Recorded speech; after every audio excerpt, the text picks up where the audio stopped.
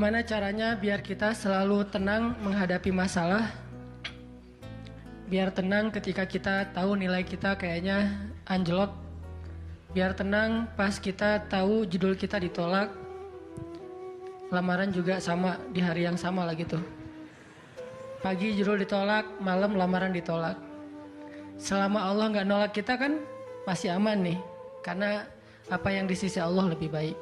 Gimana caranya kita biar gak panikan ketika ada masalah? Walaupun sedih, itu fitrah manusia sedih. Cuman ada yang sedihnya wajar, ada yang sedihnya sampai berlarut-larut atau putus asa. Bentuk keputusasaannya macam-macam. Ada yang putus asa dengan bunuh diri, loncat dari jembatan, ternyata gak meninggal, gagal bunuh diri gitu kan. Ada yang putus asanya dengan cara ngelakuin perbuatan dosa, kayak mencuri atau udahlah saya mah nggak mau peduli lagi dengan hal haram, yang penting saya ambil aja semua proyek gitu. Nah ini putus asa. Ada yang putus asa dengan nggak mau lagi bertaubat. Dia ngerasa aduh kayaknya saya nggak pernah nasuhan nih taubatnya, taubat ulangi lagi, taubat ulangi lagi. Kenapa kita berputus asa minta ampun ke Allah, padahal Allah nggak pernah putus asa mengampuni kita? Kan aneh nih. Allah tuh nggak pernah putus asa ngampuni kita, nggak pernah bosan menerima taubat kita. Allah nggak pernah bilang lo datang ntar pasti besok buat lagi, enggak. Padahal Allah maha tahu kita mungkin besok masih ngelakuin dosa yang sama. Asal kita datang, Allah langsung terima.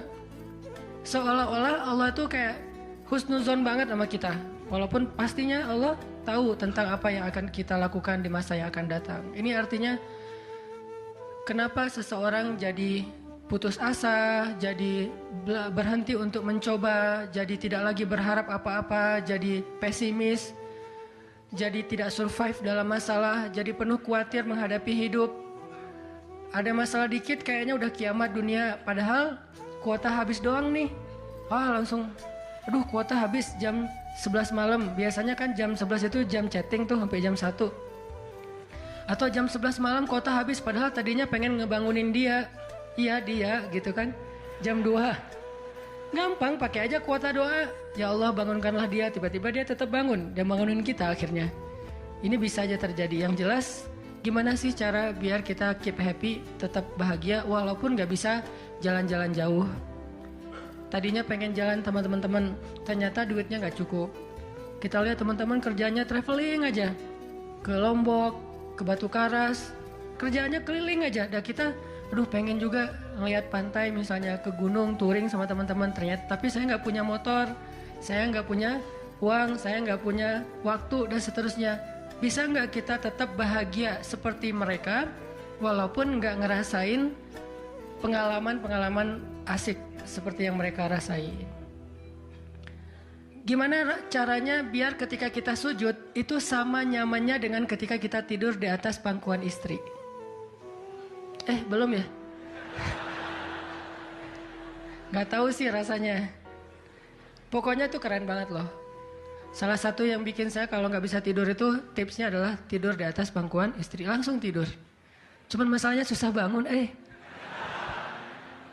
ini nih, gimana caranya kalau kita sujud rasanya senyaman itu? Gimana caranya? Bukankah kita selama ini mungkin, kita atau saya lah, pas sujud pengen cepat bangun.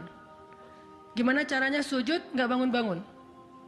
Pas kita sujud, aduh pengen lama gitu sujudnya teh. Terutama kalau sholat sendiri. Kalau sholat jamaah memang gak boleh. Kenapa? Karena hajat orang beda-beda. Nabi kalau sholat jamaah mah standar-standar aja. Tapi giliran sholat sendiri, itu sampai orang kewalahan ngikutin Nabi. Dan itu bukan cuma Nabi, sahabat juga kayak gitu. Siti Aisyah, istri Nabi itu.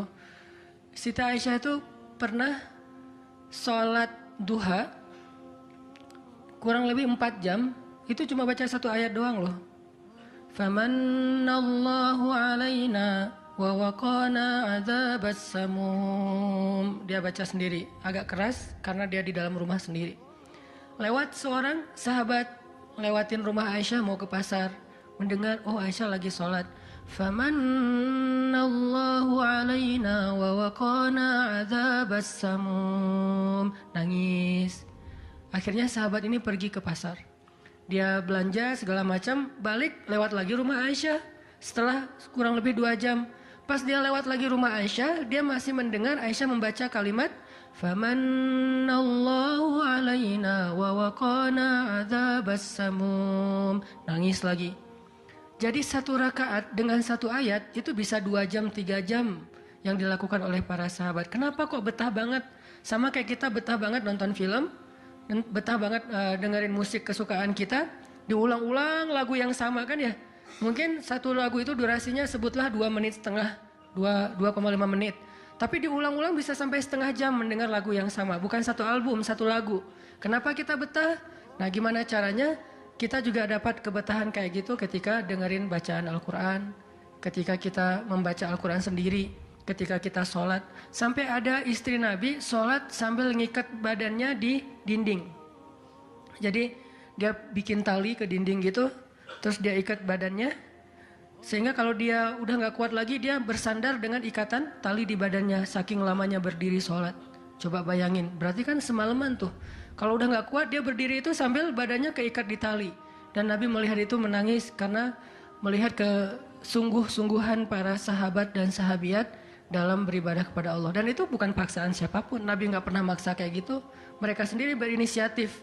Jadi tutorialnya dibikin sendiri gitu. Duh, saya sholat kalau malam-malam kayak gini jadi agak gak kuat, atau saya lagi sakit nih, lagi lemes nih, lagi kurang makan, ya udah deh agar tetap bisa berdiri, dia ikat tali, dia ikat ke badannya, terus berdirinya kayak orang-orang setengah sadar gitu.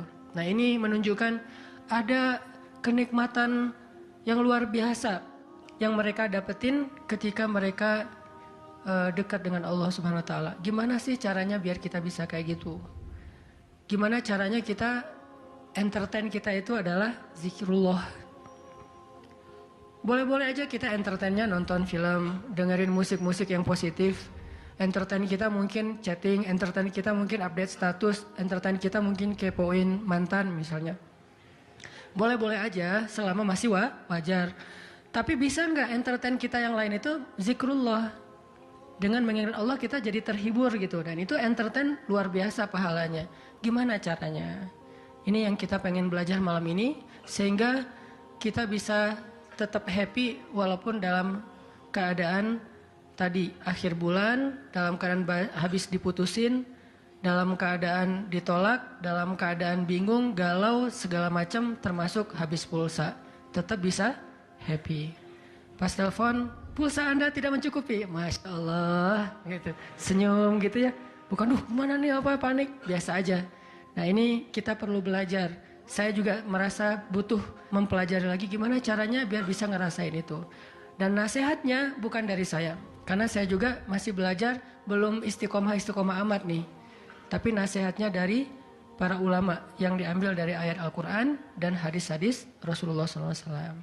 Nah sebelumnya coba kita perhatiin dulu kisah tentang ketenangan dengan mengingat Allah tuh kayak gimana. Salah satunya ada di surat At-Taubah yang terkenal. A'udzu billahi minasy syaithanir rajim. Illa tansuruhu faqad nasarahu Allah.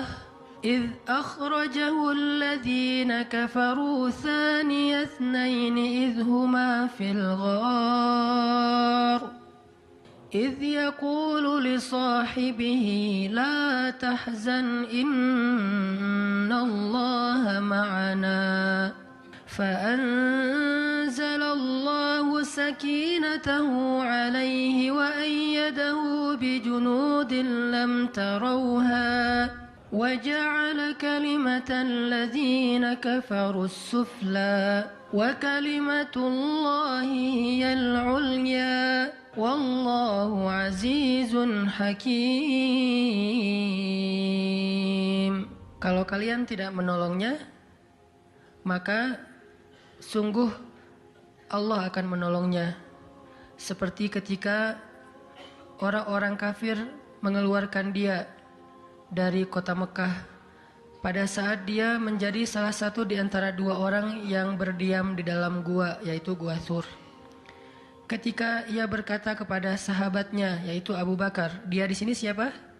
Rasulullah SAW ketika dia berkata kepada sahabatnya, la tahzan innallaha ma'ana, janganlah kamu khawatir, bersedih, takut, itu sama, sesungguhnya Allah bersama kita. Maka Allah Subhanahu wa taala menurunkan rasa ketenangan kepadanya dan menolongnya dengan tentara yang kalian tidak bisa melihat, sehingga Allah menjadikan kalimat orang-orang kafir itu menjadi dikalahkan atau rendah, dan kalimat Allah adalah kalimat yang tinggi, dan Allah Maha Perkasa lagi Maha Bijaksana. Ini kan kata-kata yang paling populer ya, la tahzan innallaha ma'ana. Tips pertama kalau kita pengen bisa lebih tetap tenang, happy ketika kita dalam tekanan adalah kita tuh emang harus punya sahabat yang selalu mengingatkan kita kepada Allah Subhanahu wa taala. Sahabat yang mengingatkan kita kepada Allah. Ini yang terjadi kepada Abu Bakar As-Siddiq. Sekelas Abu Bakar yang imannya sampai ke derajat Siddiq, bukan cuma mukmin loh, Siddiqun. Kan ada mukmin, ada muttaqin, ada siddiqin. Ini udah derajatnya Siddiq. Arti Siddiq itu udah nggak ada lagi keraguan di hatinya. Udah nggak ada lagi masalah sedikit pun. Ketika orang-orang ragu, Abu Bakar tetap yakin. Salah satu kasusnya pas Nabi pulang Isra Mi'raj. Nabi bilang bahwa saya baru pulang dari Palestina dan baru naik ke langit semalam.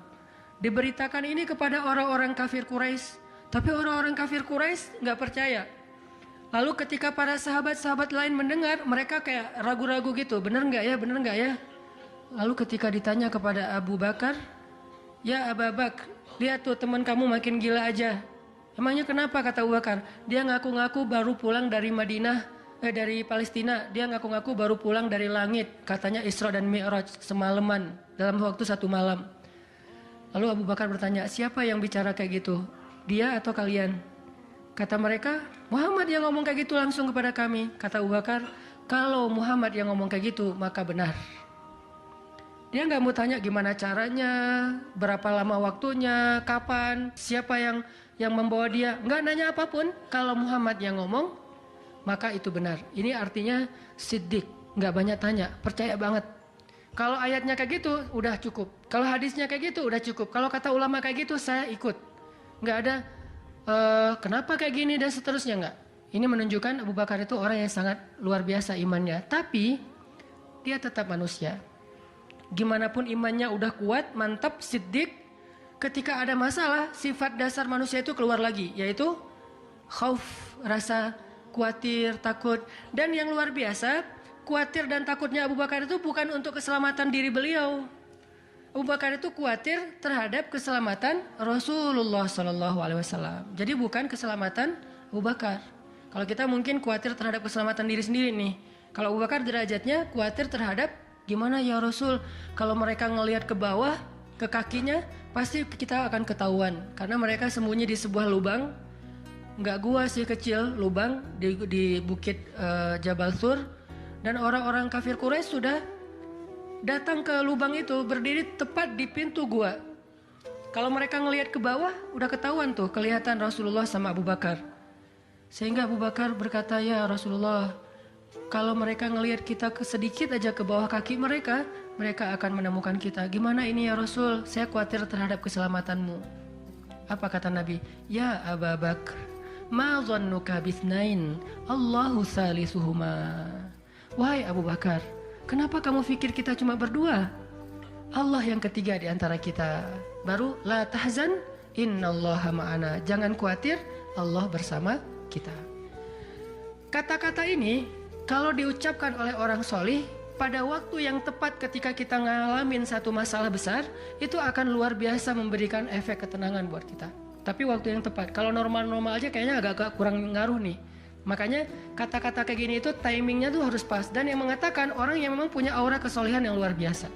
Sekelas Rasulullah kurang apa? Itulah sebabnya kenapa kita harus punya banyak, atau setidaknya kita punya seorang sahabat, seorang teman yang solih, yang sering mengingatkan kita.